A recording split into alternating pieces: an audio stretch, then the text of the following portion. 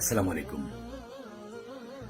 প্রতিটা দলের নেতাদের সরকার ক্ষমতায় থাকতে আচরণ যেভাবে হয় আর বিরোধী দলে থাকলে আচরণ যেভাবে হয় সেটা নিয়ে আজকে দুটো কথা বলি।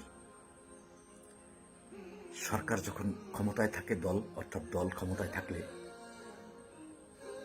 নেতারা ওই নেতৃত্ব নেওয়ার আগ পর্যন্ত কর্মীদের খুব মূল্যায়ন করে এবং খুব একদম এর চেয়ে ভালো মানুষ আর ভালো নেতৃত্ব আর হয় না, এই আচরণগুলি দেখায়। যখন নেতৃত্ব চলে আসেন এবং সেই ক্ষমতাটা পেয়ে যায়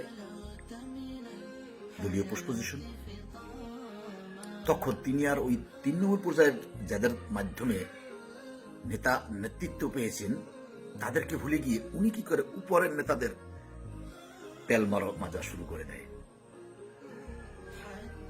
তখন কর্মীদের ভুলে যায়। এই উপরের নেতাদের তেল মারার অর্থ হইল এইটা যে উনি ওনার আখের গুছাবে, অর্থাৎ উনি ওনার অবৈধ ইনকামের পথটা উনি খুঁজে বের করে কর্মীদেরকে সাইড করে রেখে। আবার এই দল যখন সরকার থেকে নেমে যায় তখন এই নেতারাই এমন ভাবেই ওই অবৈধ পয়সার ঝঞ্ঝনিতে কথাকে এমন ভাবে তৃণমূল পর্যায়ের নেতাদের আবার কাছে টানার চেষ্টা করে যে ও আরবের খুরমা খাজুর। আসলে কি ভাই, প্রতিটা মানুষকেই বলি, প্রতিটা কর্মীকে বলি, আপনার যদি মেধা থাকে আপনার কারো পিছনে দৌড়তে হবে না।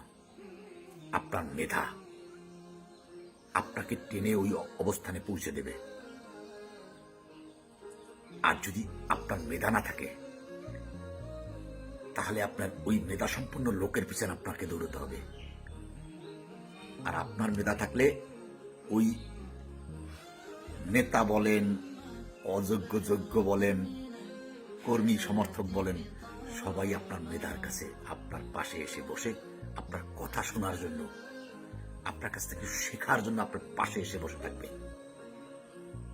আর আপনার যদি মেধাই না থাকে তাহলে আপনার ওই যে দলছুট খালি ইউজ হয়ে যাবেন, অর্থাৎ আপনাকে ইউজ করবেন তারা। এটা হলো আমাদের এই বাংলাদেশের রাজনৈতিক কালচারে পরিণত হয়েছে। তাই বলি,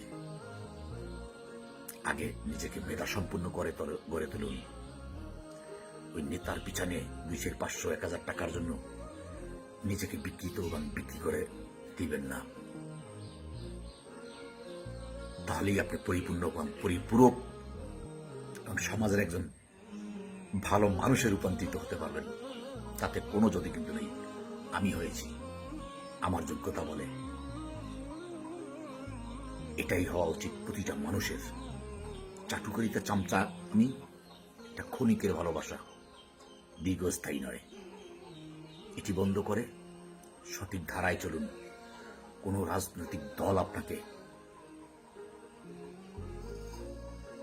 টাকা পয়সা দিয়ে কোটিপতি বানাবে না। টাকা পয়সা কামাতে হলে আপনার নিজের মেধা কাটাতে হবে। এটা হলো চরম বাস্তবতা। আসসালামু আলাইকুম।